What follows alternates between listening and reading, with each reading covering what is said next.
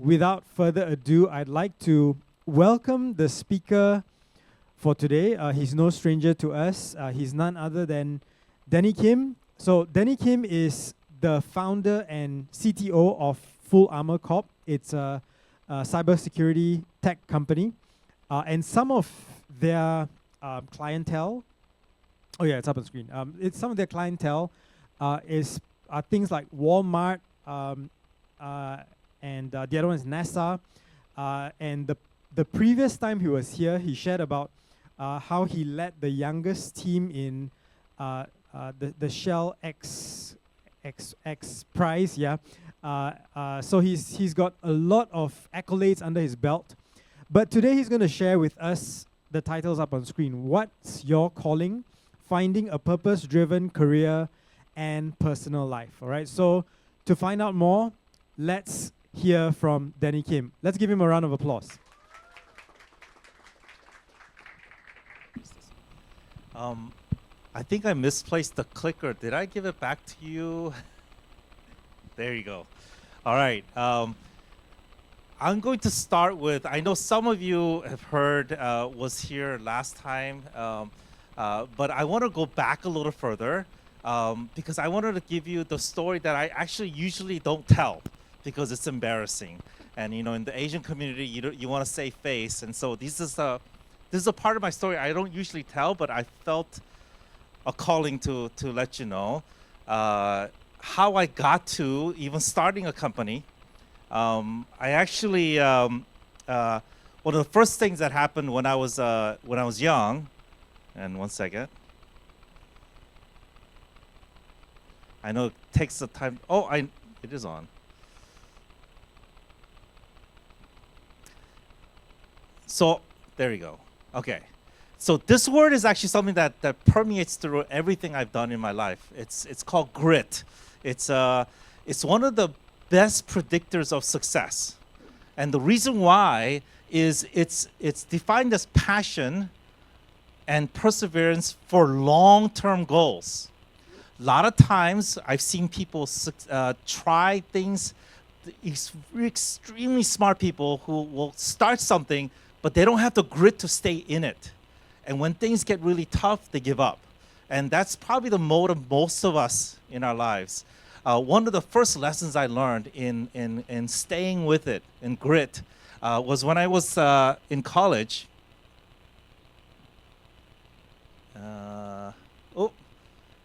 Okay. Now it's catching up. Okay. There's two parts of my life, okay? And I'm going to talk to you about both parts. The cybersecurity part is where I first started. And then later in my life, my second half of my life, I went to education, okay? And I'll give you that pathway. I started out when I was in high school as a gamer. And I was all into video games. I was playing video games. And one of the things that I started to get bored of is as I played video games, I was winning these games. And then I started to think, how do I make these games? And so I started getting into coding. And then as I got into coding, I kind of got bored of coding. And then back in the 80s, I would go to the arcade to play video games. But if you started coding games and play games on your PC, and back then the PC was an Atari 800 with 16 kilobytes of memory. But anyways, all the games came with copy protection software. So you couldn't copy the floppy disks from one to another. Now, please don't tell the authorities, but I used to be a hacker, and so I became really good at breaking copy protection on games. And I got really good at it, to the point where it really piqued my interest in how do you protect computers from other hackers.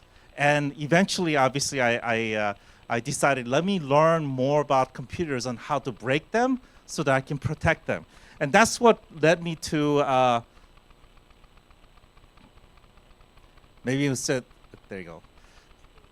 That's what led me to Cornell. So I actually applied, I got in, and I thought, I'm on the top of the world. This is the top 10 school in the US.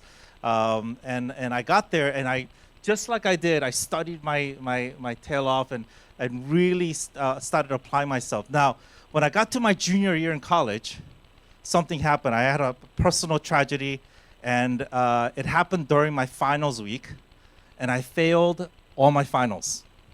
Now, in the computer science major, if you fail all your finals, and I was actually at the time dual majoring, electrical engineering and computer science, when you fail all your finals, finals count for 80 to 70% of your grade. So I literally failed everything. I got almost no credit. I got 0. So, I hung my head low. I went home that summer, and I came back the next fall to re-register for the start of my senior year. And when I went to the registration to register, I said, I gave them my name, to register my classes, and they looked through the syllabus, and they're like, "We don't have you in our roster." And I said, well, I was just here last semester. And then they look at another bin, and they said, "Oh, wait, didn't you get our letter? We sent you a letter over the summer telling you not to come back. We've kicked you out because you failed all your finals and you've gone below our GPA standard." And I still, to this day, I don't know where that letter is. So I was there and saying, "I didn't get the letter, but I'm here. What can I do?" And they said, "You need to go speak to the Dean of Computer Science." And so I went to go speak to the Dean of Computer Science because apparently that semester I failed most of my electrical engineering classes. I hadn't failed all my computer science classes yet. So I go to see the Dean of Computer Science, and his name was Dan Jenkins. I will never forget that name. And he had already gotten my report card. By this time, all my roommates in college, by the way, I won't tell you the whole story, but all my roommates in college, one by one, we became Christians. We became decommitted Christians at Cornell, which is a very liberal, non-Christian friendly environment. And every time I was struggling to get by these hurdles, they would fast and pray for me. These are college students fasting and praying. I think that's a miracle in itself, right? So I went to go see Dan Jenkins, and he had already gotten my transcript and the story, and he literally did not want me in his computer science program. I would actually bring down the cumulative GPA of computer science graduates. Anyways, I went to go see him, and he said, "You know what? I'm going to let you in, but only on permanent probation, meaning in the next 2 semesters, if you make any grade below a B minus, right, I'm going to kick you out." So what I had to do is I had to take double the amount of classwork, and then in that semester I had to take all those senior level engineering classes and computer science classes and make up everything. So it was literally too much for me. And I remember by the end of that semester, Dan Jenkins told me, "Get your grades early so I can kick you out." And so there's some classes I didn't even attend. I actually went to the first class, went to the midterms, and to the finals. Anyways, I got my grades. I took it over to Dan Jenkins. And it was literally, I think, 1 or 2 A's, 2 B's, and 2 D's. Right? I couldn't even go to the classes. And so I knew there was no way I was going to make it. So I take my grades and I take it to Dan Jenkins. He looks at my grades, my report card, and he said, "You know what? You're the luckiest guy. You fell through the cracks." He said, "In order for me to kick you out, it has to go to the board of the deans, and there has been a huge shakeup in some of the deans, and the board cannot meet, and so I have to give you another semester." Right? So I go back, I get another semester, right? And then he says the same thing: "Next semester, get your grades early so I can kick you out," right?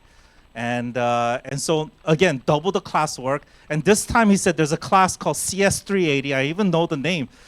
If you make anything below a B, because that's the core of computer science, I can't even graduate you, right? So again, double the coursework, doing as much as I can. And again, actually, one of the professors gave me a D because he just felt so sorry for me. I should have given me an F. So again, 1 or 2 A's, 1 B, 2 D's, and another C. The C was in Computer Science 380, so I didn't even pass the base requirement, right? And if you can imagine, there's a reason why I don't tell the story, because it's embarrassing. I wasn't even making it through college, right? I remember at that moment, I got my grades, and I knew I didn't make it. I actually added up my credits. I didn't even have enough credits to graduate, right? And think of the embarrassment. I had to call my parents and tell them, Mom, Dad, because they lived in Florida, Cornell's in upstate New York. I said, don't buy a plane ticket for the graduation. Don't waste the money. I didn't even rent my gown or put the deposit for my cap and gown for the $50, right? Because I knew definitively that I wasn't going to graduate. Thursday morning was when I had my meeting with Dan Jenkins. Wednesday night, I remember kneeling down and praying. Now, this is one of the few times that I don't think I've ever had this feeling. I had the most sincere prayer I've ever prayed. I actually felt that I was being lifted up to heaven. And in that prayer, this is what I prayed. I said, Lord, I know I'm not graduating. There's absolutely no way I could see a pathway for me to graduate. And so I'm going to be a missionary. I will serve you. I will go to Africa. I will go to India. I will serve you the rest of my life in missions. But, I said, but if you want me to serve you in business, help me graduate. That was my prayer, right? So the next morning I go to see Dan Jenkins. Now, at this point, my roommates from college has been fasting and praying for days. Another miracle, right? Everybody I knew was fasting and praying. My parents, they told me they were in their home, in the bedroom, kneeling and praying to God in tears. My brother, my sister, everybody I knew was fasting and praying. So the next morning I go to see Dan Jenkins and I give him, obviously, my report card. He already had it. He'd already gotten my grades because he wanted to make sure I get kicked out early. So I got to see him. The graduation was on Saturday. This is a Thursday, right? So he's looked at my report card and he said, you're not graduating.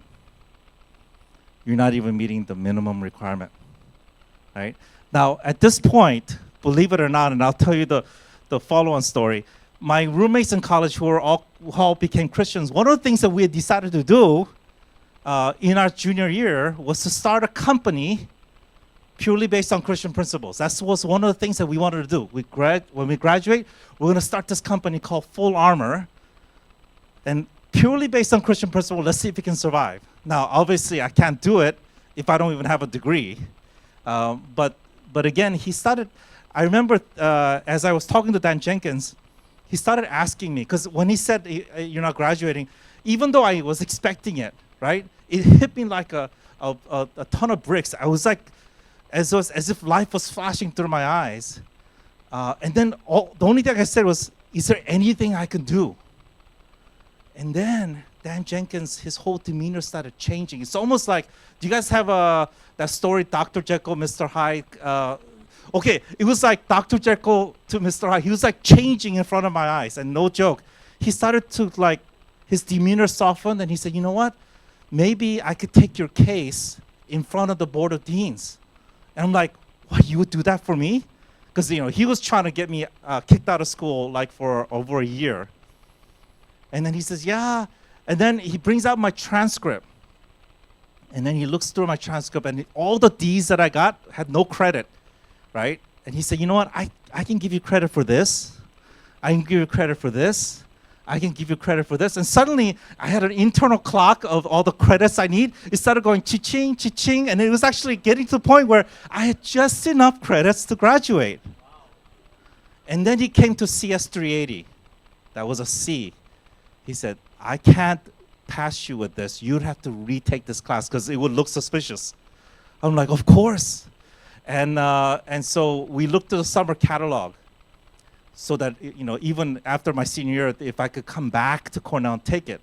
Now, I remember at that moment, even though, of course, I was like, at the prospect of potentially graduating, I would definitely do it. But I had also, that summer planned, my brother was going to China as a missionary, and we had planned this whole trip through the summer. And I would follow him all the way up until he would go into China. It was something I was looking forward to, and I knew that I wouldn't be able to do that if I took the summer class. Anyways, of course, I didn't tell him about this.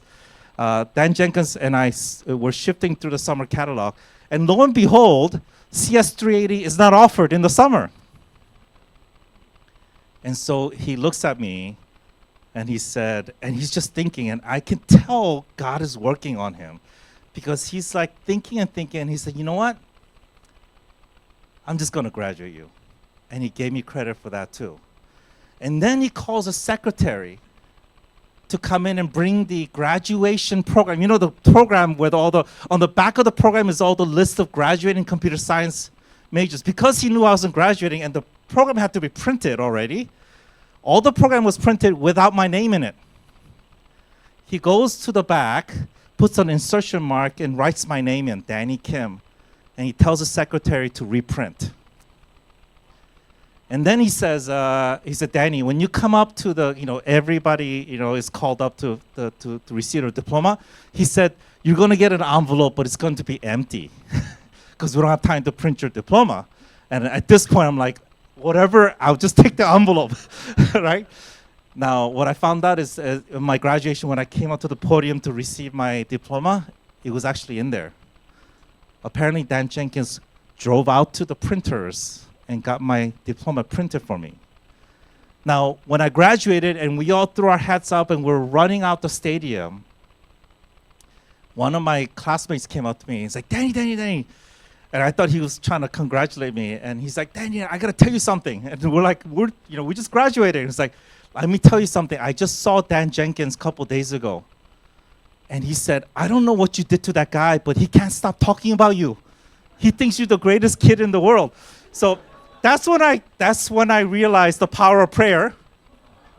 And sometimes God could overdo it as well, right? But that was the calling that I needed, that no matter how low you go, actually when you remove all the ego and pride from your heart is when God can work with you. Because I had no reason to boast. I was a potentially college dropout, and I was planning to go on a mission field and become a pastor and be not that it's any different, but that's a calling that God called me to do. It's like, I want you to serve in the business world. I want you to serve in the ministry, in the workplace. So if you go forward, and maybe I'll just need to, okay. So after I graduated, this is the company that my partners in it, my roommates and I started. This is the company we said we're going to start a company purely based on Christian principles to see if it can survive, right? And for the first couple of years, we were bootstrapping. We had everything put on credit cards. We weren't, we're trying to sell a box product, which is really hard back those days. And one of the things that you see, this is the picture of the three of us in our parents' basement when we first started the company. So hopefully you know which one is me, right? Right? I'm the guy with the glasses. But even though we're struggling, right, we were trying to prove out what our commitment to God was, that we will see if we can succeed running a company. And to be honest, because our word was our bond, even if we didn't have a contract, we would keep to our promises. And so a lot of people did take advantage of us, and we were always on the verge of going out of business. Until one day, after 2 years of just struggling, Walmart called us. They saw our box product on the store shelves, and back then, this is like 30 years ago. Back then, they were still the largest retailer in the world. Today, they're one of the most valuable companies in the world. All right, so Walmart called us and they said, hey, we saw your box product, and we like it. Can you make a version of this product to protect every computer in every store in Walmart in the nation? Now, I don't think Walmart knew we were three guys in the basement of our parents' house. But of course, we said yes. We would love to do that. And so Walmart sent us an advance check, which is probably the biggest check we ever saw. We paid off all our credit cards. We paid our bills. I was the only coder at the time, so I'm coding away for 2 weeks straight to make this product to send to Walmart. Now, Walmart back then, the way they did software distribution is we would give them the master copy. They would then upload it via satellite and would download to every computer in every store in the nation, right? Now, if you go back 2 slides, you see that one computer? That's the only computer I had. That was the computer I coded on. That was the computer I tested on. That was the computer I released on. Now, in computer science, if you guys, any of your coders, you should never do that. You should have multiple test computers and whatnot. We couldn't afford anything. So I could only test and code on one computer. And so I tested the product on my trusty computer. Let's let this catch up. Okay. I sent it to Walmart.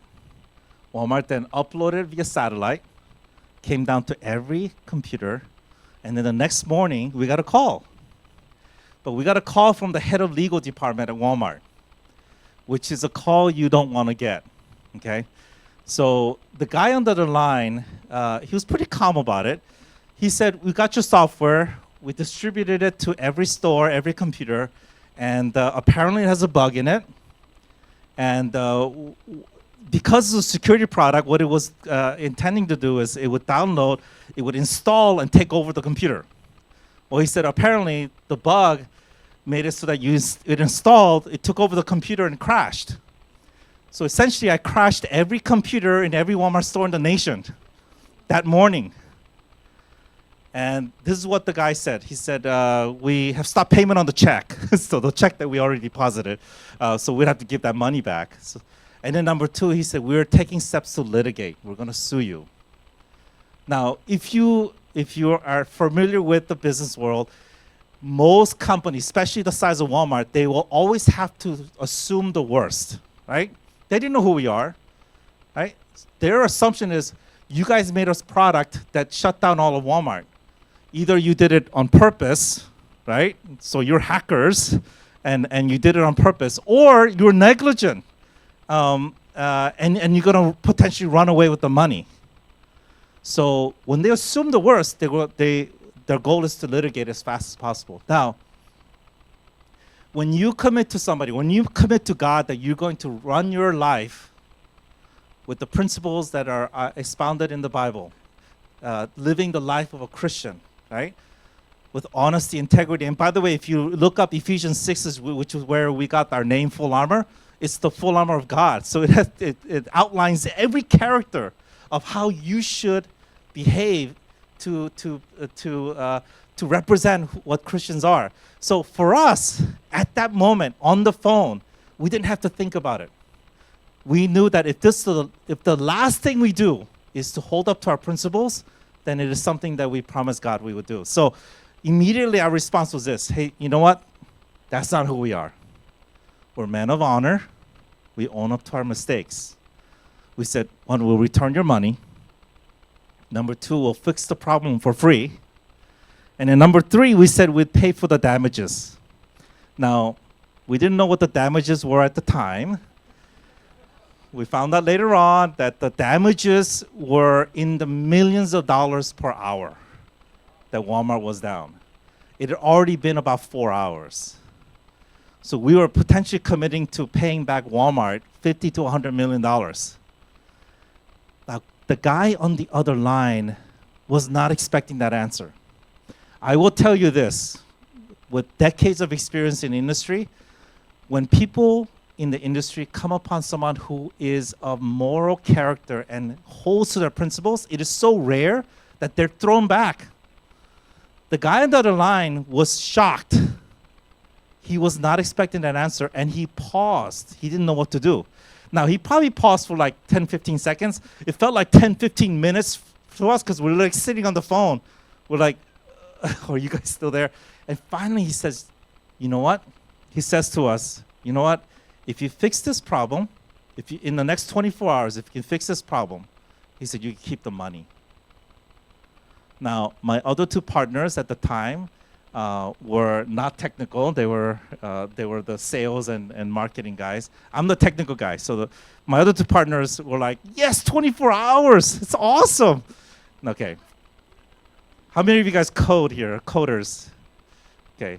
Several of you. Okay. All right. There's an axiom or unspoken truth in coding. It says that if you can't recreate the problem, you can't fix it. I couldn't recreate the Walmart's problem. I only had one machine, and I couldn't recreate it. And it doesn't matter if you give me 24 days. There's no way for me to fix it. So for the next 22 hours, I was randomly looking through source code, see if I could find something. Now, the odds of me finding something is literally trying to find a needle in a haystack the size of a football field, okay? Because I had 100,000 lines of code. So the chance of me finding it is nearly impossible. So 22 hours later, I'm hunched over my computer, completely exhausted. My partners come over, they put their hand on my shoulder, and they're like, Danny, it's time. And I'm thinking, yeah, it's time to throw in the towel, to give up, probably work for Walmart for free for the rest of our lives to pay them back. But then to their credit, they said, Danny, it's time to pray. Now, I have to be really honest. Even when they said that, my first thought is, yeah, let's pray, get that over with, and then we'll give up and throw in the towel and work for Walmart for free. Now, what happened next, I have to preface with the fact that it's never happened to me before, and it's never happened to me since. It's been this one time in my life. And I saw a vision, and I believe God gives visions in the way that we understand the most, right? So I saw a vision, but I saw a vision in source code. Now, this is the closest I could tell you. This is from the Matrix movie. This is the closest I could show you what I was seeing. I just literally saw source code flashing through my eyes. By the time we finished praying, it stopped at one line of code. Okay, I'm going to give you a quick primer on C++ programming, okay? In C++ programming, there's a concept called pointers. Oh, this doesn't work. You see the asterisk in front of this variable, string message? If you put an asterisk in front of a variable, it means it's a pointer to memory.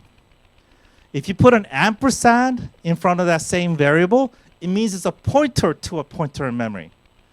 I put an asterisk where there should have been an ampersand. I mistyped one character. When you have a misdirected pointer, it actually crashes the program. Above that line was an if statement to check which version of the operating system it was running. And that code only ran on the older version of the operating system. I had the latest version, and Walmart had an older version. And so it only ran on Walmart computers, right? So I knew that was a bug. I didn't know if there was more. I literally changed one character, recompiled the code. I sent it to Walmart. They uploaded via satellite. It came down to overwrote my old code, and every computer rebooted and came back alive.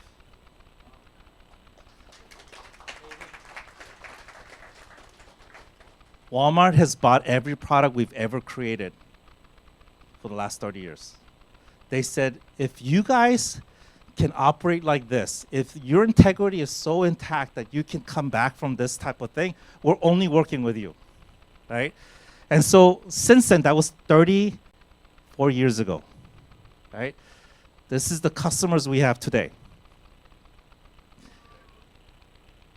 Walmart, Boeing, Bank of America, and then almost every government agency from the CIA, FBI, to the White House, to the Department of Defense. Why? It's not because we're smarter. I can tell you that. And you know from my Cornell experience, we're not smarter, right? We have a set of principles that precedes us. Our reputation precedes us because we are consistent in the way we operate and the way we conduct ourselves. And that is because we have internally accepted and live out our Christian life in the corporate world.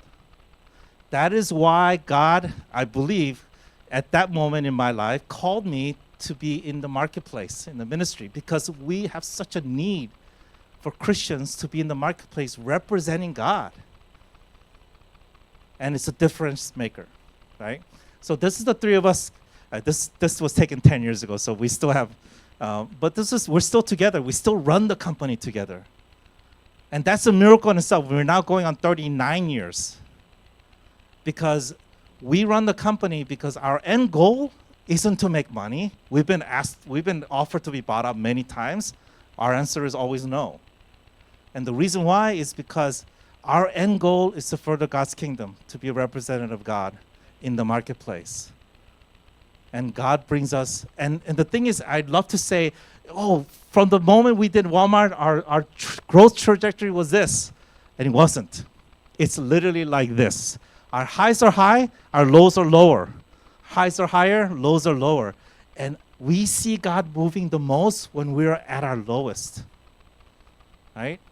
And so that sense of grit is something that God instilled in me, instilled in the three of us to live out our lives so that it's not something you do one day a week or on Thursday night or Sunday morning. It's you live out your Christian belief and principles 24/7, 7 days a week. Now, let me come now to my second calling, right? I'm in my 40s, and God calls me to education, which I have no background in. I literally have no background in education. My wife is an educator, but I have no background in education. And when God called me to education, it was because I volunteered at a Christian school in San Jose called Valley Christian Schools. And I started as a parent volunteer, and I thought, I'll volunteer to help them with the space program. As an engineer, wow, who wouldn't want to launch experiments to space? So I remember volunteering, and these are the students that actually I pulled through to start launching experiments to the International Space Station. Let me see if I can play this. Can you turn up the sound?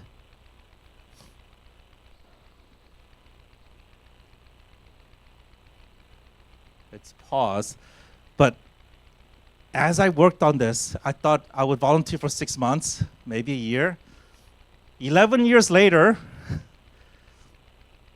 it took me 4 years to create a space program that allows students to upload experiments to the International Space Station. And Microsoft was so impressed, they actually put a promo video together for us. Now, I'll skip this over because I want, in the interest of time.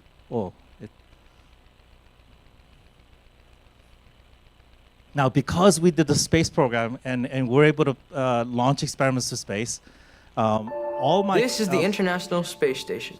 We're at mission elapsed time of 7 days, 13 hours, and 17 minutes. Together for us. And This is Mission Control, Houston.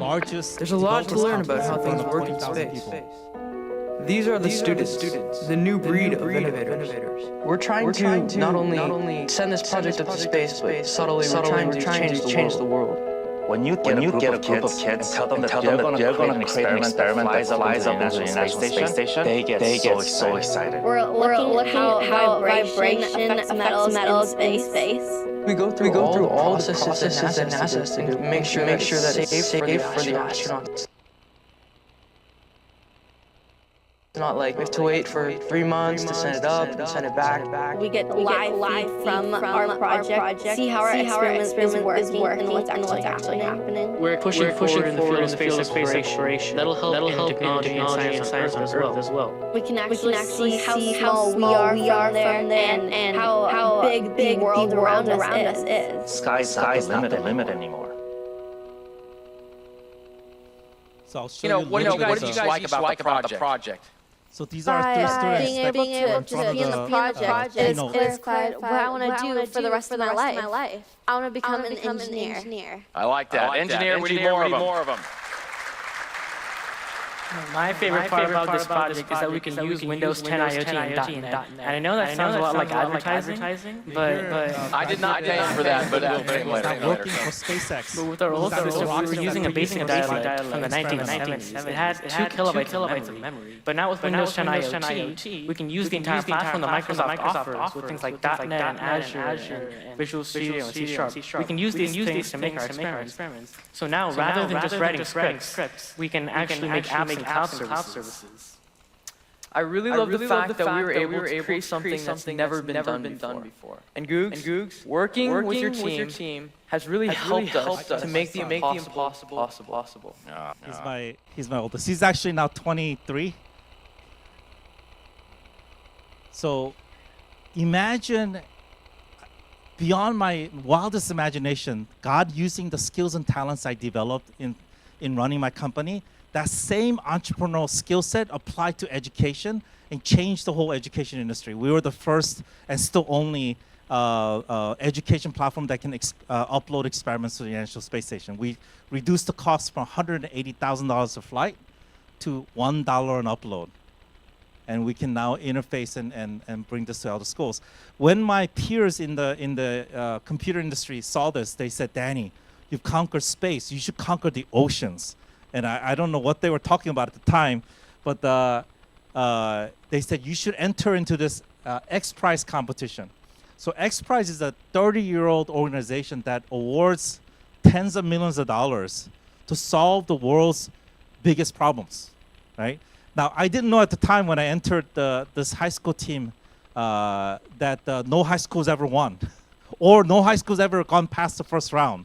This is how difficult it is. Well, maybe being naive is a good thing. Seems to be a common recurring trait for me. But I entered the high school team, and again, you can see we have a documentary on this, and you should, if you have time, you should watch it, especially with your kids. But through perseverance and prayer, this was a 3-year competition.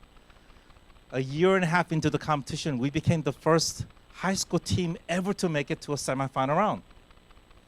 Then in the second year of the competition, we became the first high school team to ever make it to a final round. The final award ceremony was held in Monaco, and it was they rented out the Oceanic Museum.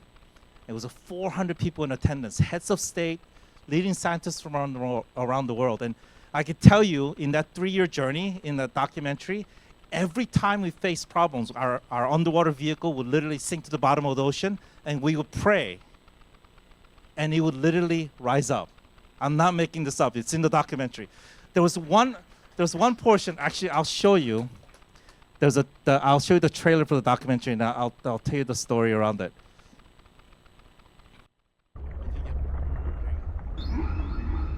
The X Prize is a contest designed to solve some of the world's most difficult problems. X Prize is setting its sights on a new frontier.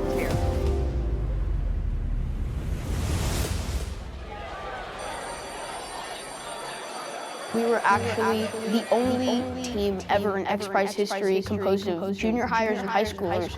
You have no idea what you're up against. When the other team came in, we were definitely surprised. Like, we knew that we were going to be younger than most, but we didn't expect to be that much younger. 3, 2, 1. Shoot, it's gonna crash. Is it coming back up? Please tell me it's coming back up. We've lost AOV. It's turned off. We don't know what's going wrong. That's the whole reason why we couldn't figure it out. There's a configuration warning with the program. When does it reset? For the bonus prize winners who will be receiving an award of $800,000, please welcome. All right, we're done. Peace out, guys. That's my youngest son. So imagine for me as a parent, for us as a parent, to volunteer, use our skills and talents to feed into education. We got to travel around the world with our boys and all the other students and see the impact it was making. That in itself was amazing. The cherry on top that God awarded us is the fact that actually, you know, in the documentary, I don't know if you saw, there was one part where there's dolphins, right? I can't tell you all the miracles that have happened over 3 years, but that's one of the things that on the finals launch, our underwater vehicle was failing, and we lost one in the bottom of the ocean that didn't come up. We had a second one that wasn't working, and we decided to just throw it into the ocean, try to fix it, and it was very unadvised. Every X Prize judge said, don't do that because you're going to lose a $50,000 equipment. And we're thinking, you know what? If we're here, we're going to do everything possible. So we threw it in the ocean because when it came up, it was impossible to find. It was 100 square kilometers of ocean water that we had to do the mapping. Anyways, one of my colleagues from school sent me a text before we went out on our last run. And she said, Danny, I'm praying that dolphins would help you. And I'm thinking, and she loves dolphins, right? So I'm thinking, yeah, that's we'll see what happens. Anyways, and I can't make this up because it's in the documentary. The last run, the final run, the AUV, we think surfaced, but we couldn't find it because it's already getting dark. In 100 square kilometers of ocean water, you can't find it. It's impossible, right? Suddenly, a school of dolphins appeared. We followed the dolphins, and they were circling our underwater vehicle. I can't even make this up. This is and so the X Prize judges, when they saw it, they're like, "Who are you guys? What are you doing?" And so we gathered the data from that one last run, and we submitted it. And they told us at the award ceremony, if you are announced the winner, you have 1 minute to come up and speak, right? We were announced the winner. We're the only high school team in history to win. And when I came up to speak, the first thing I said was, I want to thank God for his miracle. One of the things that God expects us to do when he has given us every opportunity to use our skills and talents is to give glory back to him.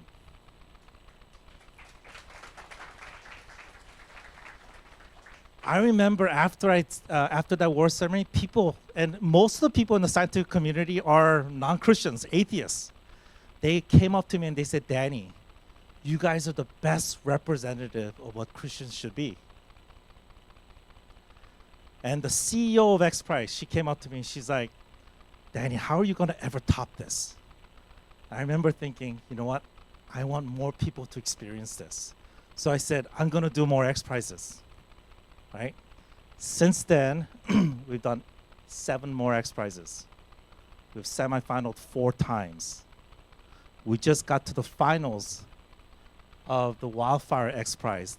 The first high school team, again, second time to get to the. This is a news story that was now on national news. They just did a story on us on Good Morning America, which goes out to millions of people. And this just released a couple weeks ago. 1 year ago, wildfires in Los Angeles resulted in historic destruction and death. But in the war on wildfires, there are now some unlikely soldiers on the front lines. Students from Valley Christian High School in San Jose, California.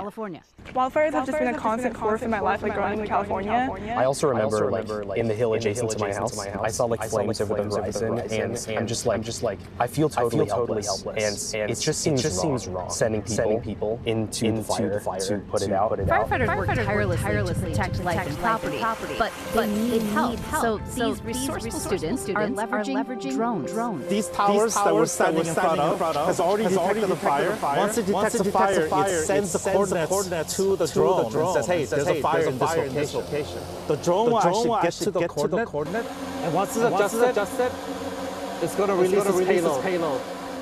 Boom, Here it goes. We hit it. So now wait. It's gonna actually. There you go. They put it out. It out. That's it. So that must bring you such joy. Actually, I got a little emotional because it took so long to get us to this point. The group just made it to the finals of an $11 million X Prize competition. That tower detection system is. So that. While they were filming, that one time where it hit was the only time it hit on target. The only time was when it was filming live. I can't even make this stuff up. And that's why I got emotional. I actually was tearing up. She was like, Danny. Anyways, we are in the top 5 team out of 600 entries over a 3.5-year period. Imagine, one of the competitors is Andrew, which is a $5 billion drone maker. And we're a high school team. So when this type of things happen, people are like, wait, from Valley Christian Schools, you're a Christian school, and you're the only high school to ever do this over and over and over again?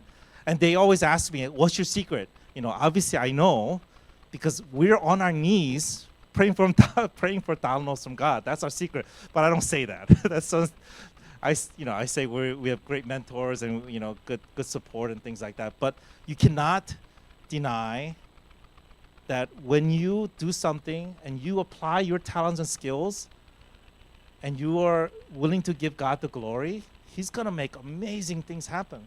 Now, my wife and I just moved to Malaysia. We just moved in a week and a half ago.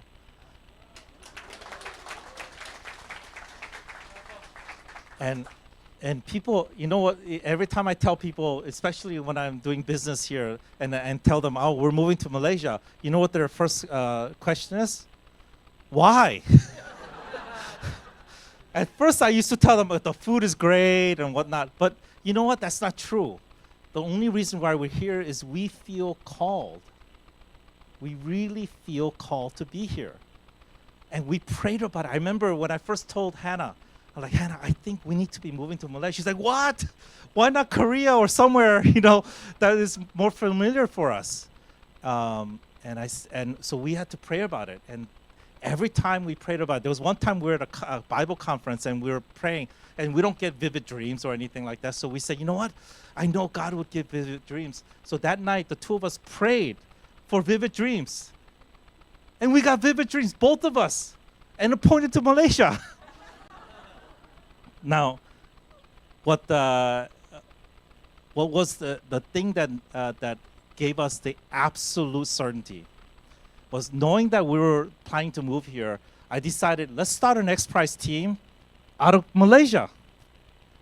There's an X Prize that came up last year called HealthSpan X Prize. It was a $101 million X Prize for the team that can reverse human aging by 10 to 15 years. Okay? The hardest X Prize I've ever seen them attempt. That's why it's so much money. It's $101 million. Anyways, 10 days before the deadline, all the other teams had over a year to prepare, and these are billion-dollar biotech firms.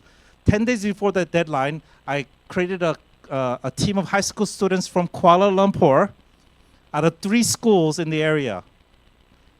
And then I married them or connected them with University of Malaya researchers, and we came up with a very unique Asian solution. I said, come up with something, because obviously we're not going to do gene editing, anything like that. There's no way we could get to that point.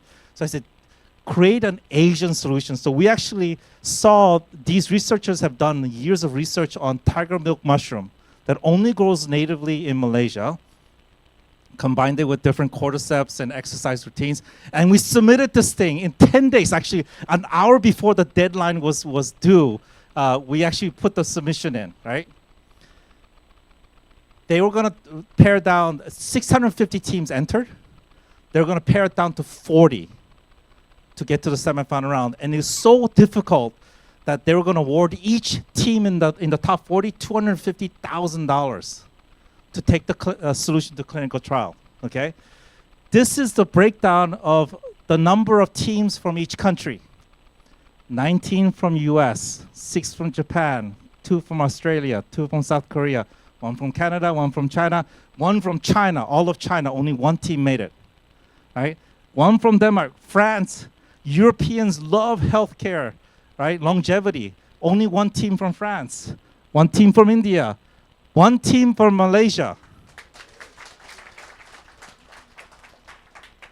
We were awarded top 40. And this is our team.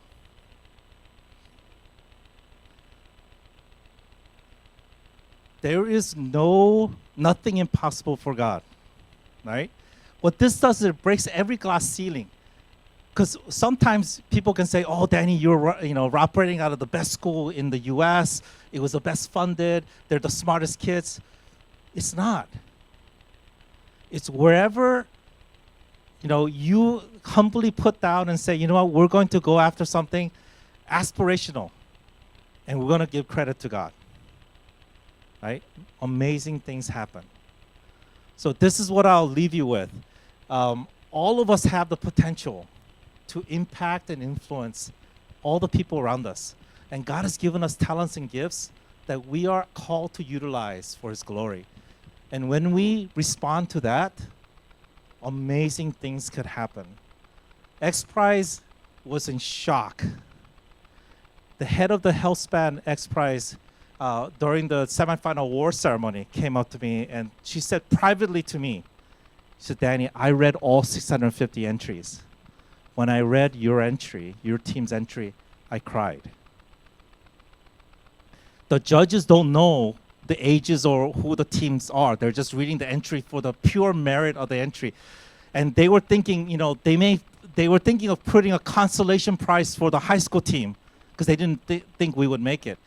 When the judges read all the entries and then they selected the top 40, they were shocked that we were in that top 40 without them knowing it. And then the judges' feedback to her was that this entry would have been top 10. So please keep us in your prayer. We have now just started clinical trials, and we are going to enter our submission. It's due in April. So we have already 30 cohorts going through a clinical trial of our solution. By April, we'll do the submission. By this summer, we'll find out if we're in the top 10. And again, that would be the miracle of miracles. So we are literally competing against biotech firms that have been around for 10, 20 years that have just raised hundreds of millions of dollars. But anything's possible with God, right? Amen. So I will leave you with that, and then hopefully it's some time left for Q&A. Today the topic is about calling and purpose. So you've shared a little bit about your calling to be here in Malaysia. But if you were to kind of summarize your purpose, your life purpose, what would it be? For me, my life purpose is to represent God in the marketplace. I mean, that's the most concise summary I can give. My brother is a pastor, and so I respect his profession and I look up to him. He's my hero, but he tells me all the time, Danny, you're able to reach people that would never step foot in church, right? Your ministry is a completely different ministry, but exactly the same in a different field. And so that's how I approach it. So my partners, the three of us, have been together this long because we don't look at FullArmor as a business to cash out on. We see FullArmor as a vehicle to do God's ministry. Wow. Oh. His purpose is to do God's ministry. Yeah. Awesome. So, I mean, you've really inspired us with your journey and your stories, but how would you advise someone like me, in our 30s, maybe 40s, that we are still at that point where we're kind of looking for our purpose, our calling, we're trying to figure things out, both in our personal as well as our work life. Is there, if you have something like a framework, what would it be? I would say the first thing I would advise is do things that get yourself out of a comfort zone. The worst thing that will derail you from understanding God's purpose is getting into a groove so deep that you can't even hear God's word and calling. So exercising the ability to get yourself out of a comfort zone is the first thing I'd ask as a recommendation. Because when you start doing that, opportunities come.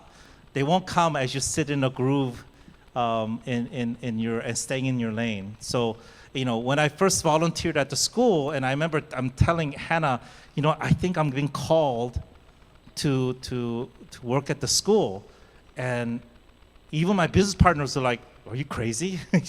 And my peers said, "That's career suicide. You're in your 40s. You're gonna go switch from cybersecurity to education. You will never come back from that." That was their actual response. So all my peers told me, "Don't do it. It's career suicide." My wife was even practically like, "Hey, how would we make a living?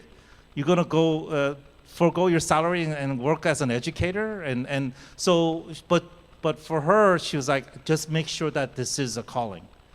And so we spent the time, and no matter how much I prayed about it and searched about it, I just felt this is where I need to be. Now, in hindsight, in the 11 years that I gave to education, And I'm continuing to give, but our company suffered, no doubt. But my business partners, because again, they understood God's calling. When I told them I now believe this is God's calling, they're like, Danny, of course, you need to do it.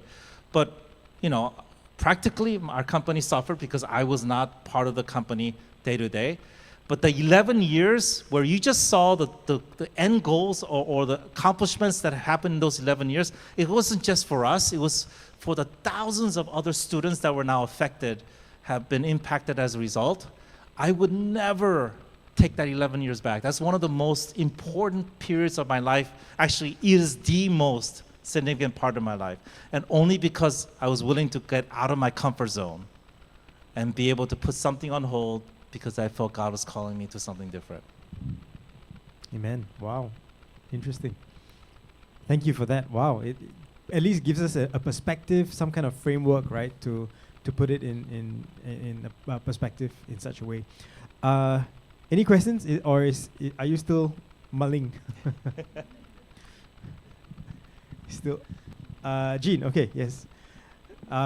Briefly introduce yourself and go ahead and ask your question. Hi, I'm Jean. Just since no one's asking a question, have you ever thought of probably bridging this education, bridging students into the workplace earlier? I feel like they have a very big impact in the workplace. Yeah, that's a great question. Actually, my wife works at the school with me. Actually, we're finishing our tenure there. I ran the STEM department. So when I first started at Valley Christian School, I had 99 students in my STEM department. Within 6 years, we grew that to about 1,800 students. And my wife started the business program there with 0 students from the beginning, and she has about 1,700 students.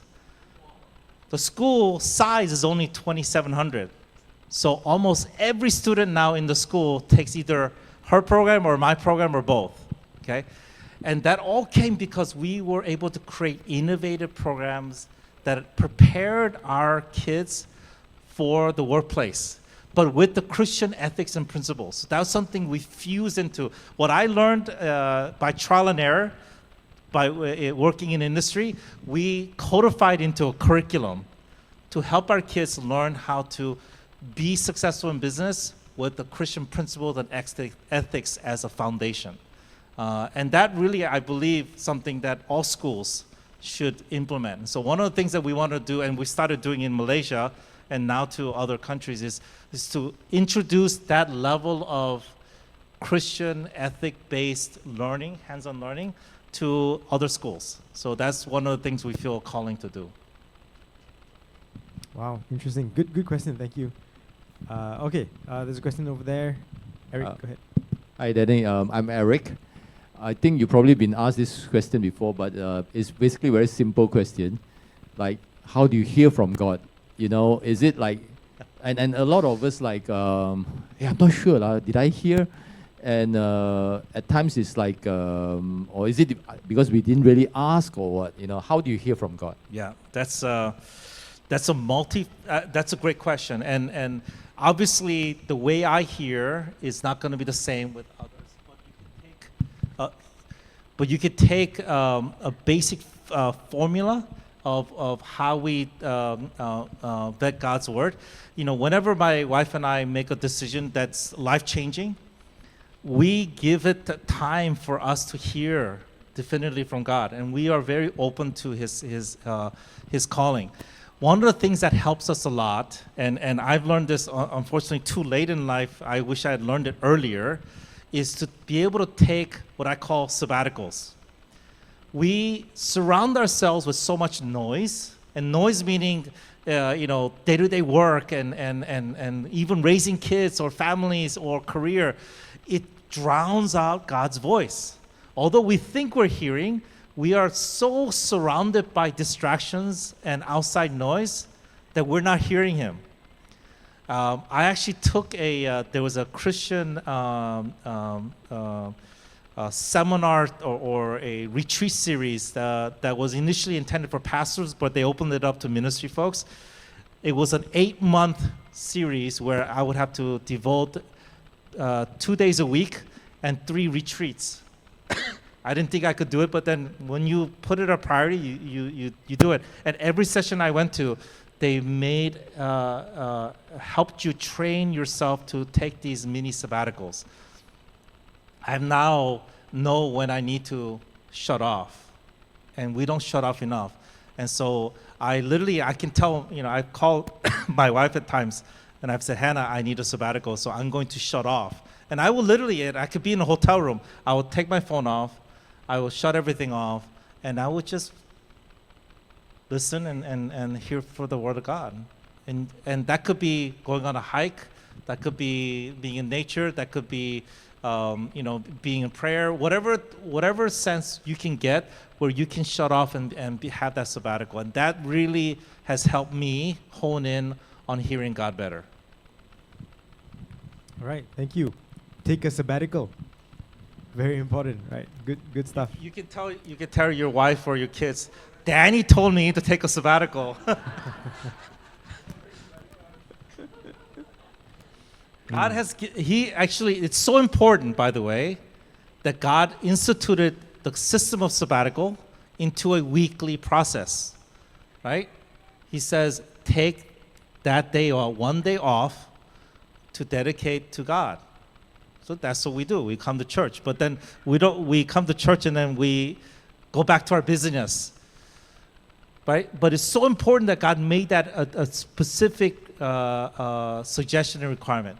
Take that time off and think of me. And so whether it's once a week, whether it's 1 hour a day, whatever works for you, make that intentional. Right, thanks, Danny. Question in front here? Yep, in front first, yep. Please introduce yourself and then go ahead and ask your question. Hi, I'm Beth. How do we find a purpose-driven career? Oh. I never started, as you know from my college story, I never started with a purpose-driven career. I just started with, I want to serve God. and he put in the career path for me. So it's very important to be clear in your commitment and not set sights on just specific goals, because then it actually sometimes if you say I want to just do this one thing, it actually limits where God can direct you. It's better to commit to God. You know what? You have my whole heart. You have my whole life. I would actually pray, and this was a scary prayer to pray. I would pray early on, and God did take away things. I said, Lord, take away things from my life that is hindering you from realizing my fullest potential. I give you permission. It's not a prayer to pray lightly. Only pray when you feel truly you're ready for it, because the things that he cut out of my life was very painful. But once he cuts those things off that are holding you back, is when your trajectory becomes faster and clearer. And so I know sometimes we set goals on, these are the things I want to accomplish. That's not the way God works. God wants us to remove the shackles that are holding us back. And again, back when I was in college, grades and career success was my idol. That's why he had to pull me down and break me to the bare bones. Because I worked in high school, I was a straight A student. I would literally cry if I got an A-. I mean, literally. It was my God. I went to Cornell, I was like, I'm gonna become the wealthiest, most successful person. That was the mode I was in. And so I knew the path that I thought God wanted me to take. That was exactly not the path. Until he broke me down. And when I started praying, as my roommates and I became committed Christians in college, I started to pray, Lord, take away the things in my life that is holding me back. And oh my goodness, did he do a woozy? He just literally kicked me out of school. But the thing is, he'll honor your prayer, but be ready for it if you pray that. My partners and I pray that all the time. And we're now at a point, after 39 years of ups and downs, and my wife knows, our downs are like, literally, there was one time we were in a customer site, and my COO, my business partner, looks at our bank account and says, Danny, Rich, we literally have $300 in our bank account. and we're going to be out of business by this Friday. And we had like, 15 employees. We wouldn't be able to pay payroll, right? And it was a Wednesday, with 3 days, right? By that time, we were so used to God pulling things out of our lives. We're like, you know what, we should just pray. And there was not even a stress. And so we prayed. And kid you not, 2 minutes later, an email comes in. And from BMC, which is a multi-billion-dollar company, tech firm.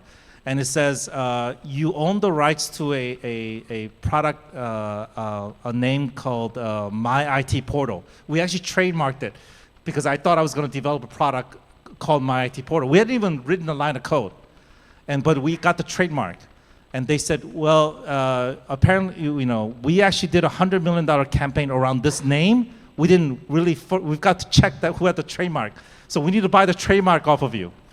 How much are you willing to sell your trademark? And I remember talking to Bob and Rich and said, how much do we need to get us to the next hump, to our next deal? And Bob told us we need $350,000. And so we wrote the email back, we will sell this trademark to you for $500,000. They emailed back 10 minutes later and they said, we will give you $350,000 if you get closed by Friday. They wired us the money on Friday. So, allow God to remove the things in your life that is holding you back. And then your path will be much clearer. Wow, dangerous prayer. Remove things that are holding you back. Wow, but I hope it answers your question. It's a good question. Yeah. Albert, go ahead. Briefly introduce yourself and testing. Yeah, keep the question short. Hi, Danny. Thank you very much for your sharing. So my question is, you said you went through a lot of struggles. The grit, the tenacity. I remember I saw a movie also. It's very inspirational. He talked about ganas. I remember. I think it's a very famous movie in America. So the question is, which movie? How? Remember the high school all was failing. Then this guy came. He was trying to teach them calculus. Remember? Oh yeah. Then he said, the Poor Society. Ganas, I remember. Okay. They motivated, and all of them were top students in mathematics. So the question is, how do you motivate your current students to have that kind of mindset? Because I think molding that mindset is very important. What's the blueprint? Totally. Thank you. Yes. You know how we do it, and this is totally against Asian education. We set them up for failure. Because what's happening in our education is we give our students a pathway to success. Here's what you need to do to get A's, and we're going to grade you like this. And so if you just work hard, you will never fail. What are we doing? We're not teaching our kids to learn how to fail and to recover. The reason why the X Prize, we do it in our school, and we're the only school to be able to do it successfully, is because I'm training the kids to fail. We're tackling a problem that has no solution. These are problems that, when they award $118 million is the next X Prize that we entered, and we're now onto the past the first round. They're proposing a problem that has no solution in the world. And so I tell my students, you're going to be on this team and we're going to fail. We're going to fail spectacularly. So when you set that expectation, they actually get excited about failing. Because only by failing, you can try again and again and again. And because we have enough time, it's a 3-year period or 4-year period, I'm teaching them the value of failure. And it's so against our typical education system, right? And what do we do when we get into the marketplace? We're failing.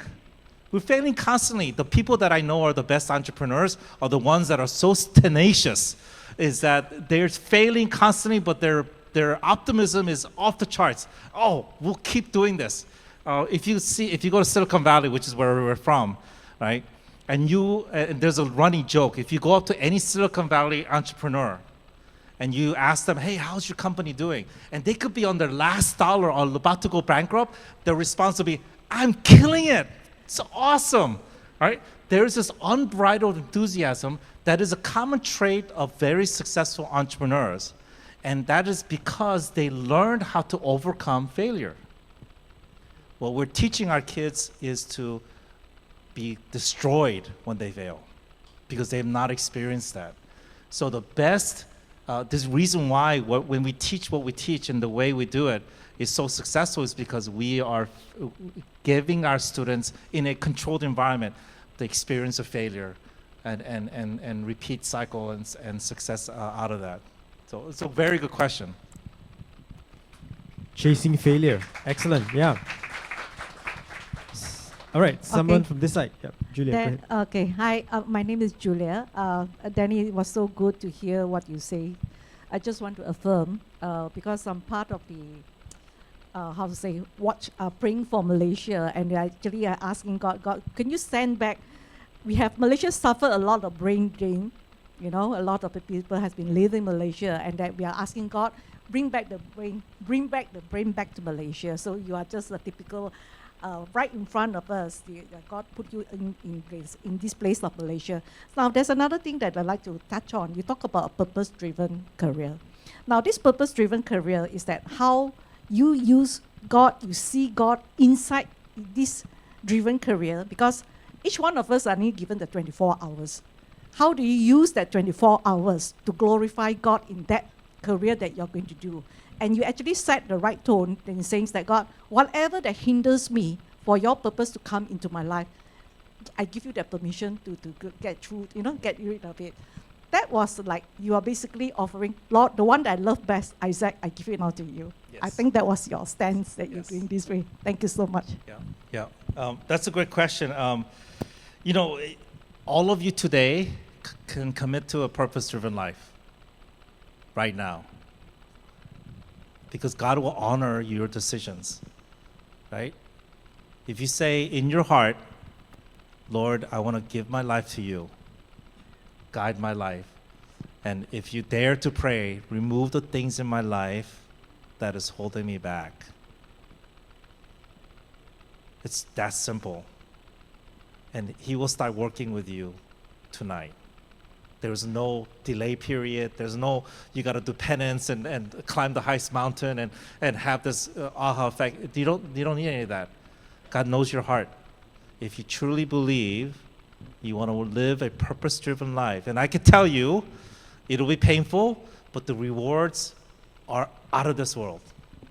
Absolutely amazing, right? My wife and I, what I do with cybersecurity and education, I don't feel like I worked a day in my life because I absolutely love what I do. And I get to see kids' lives changed. I get to see my life being changed. Even all the struggles seem like nothing because I can see God leading, right? And that could happen today. It could happen tonight. You just need to just make that decision in your heart, and purpose-driven life will start. All right. I think because of time, we're going to keep, Ian, you've got the last question. Go ahead. Okay. Hi, my name is Ian. Just a very simple and curious question. Why did God bring you to Malaysia? Oh, it's a great question to end on. I love it. When about 3 years ago, I came out to Asia to scope out our business expansion strategy. And guess where we first went to? Singapore. I spent the week in Singapore. I had meetings, one after another, literally 8 to 9 meetings a day. I couldn't even imagine, since the people in Singapore, they were booking 30-minute slots for my time, right? And I'm like, oh, this is great. There's so much potential business here. There's huge enthusiasm. I was meeting both secular and Christian folks, and then one of my connections who was doing all the interests for me, she said, "Danny, you have to go to Malaysia." I'm like, "Why?" It's like, you have to go to Malaysia. You have to meet this one person in Malaysia, and she finally just wore me down to the point where I said, "Okay, I'll just go for half a day." There's a flight that goes in the morning and flies back, the mid-afternoon. So I came to Malaysia and I met with a gentleman named Roshan. And he runs a company called Leaderonomics, which is an HR training company. But he happens to be a Christian businessman. I sat down with him, and our principles and our strategy and how to run a business with Christian principles aligned perfectly. And even in that half day, I saw God telling me, this is the person and this is the country you need to work in. Now, I didn't take that immediately. It took another year and a half where I would come and we started doing education things. I just wanted to test that theory out. So for a year and a half, I would come to Malaysia and Singapore and other places, and I would run programs here. And every time we ran something here, it was wildly successful. Because the need was just the hunger. The word I kept using is there's a hunger for genuine education, for genuine authenticity. And after a year and a half of seeing God moving, that's when one day, there was one thing that happened. And I literally, that night I came home and I remember telling my wife, I said, I feel God is calling me to Malaysia. And that's when we started praying. So it is nothing other than just a random chance meeting. God directed me without ever having any plans of being here. So testing and approving for a year and a half that this calling was what God was asking me to do. And the final nail in the coffin was when we won the X Prize semifinals with this team. Absolutely. I remember getting the email from X Prize. We were actually hiking in the mountains in Mammoth, California. And so we're literally in the middle of nowhere with actually my wife and my two boys. And I get this email from X Prize that says, congratulations, you made it to the semifinal round. You'll be awarded $250,000. And I literally read that email 3-4 times because I thought this cannot be true. It is impossible. But with God, all things are possible. So we're called to be here.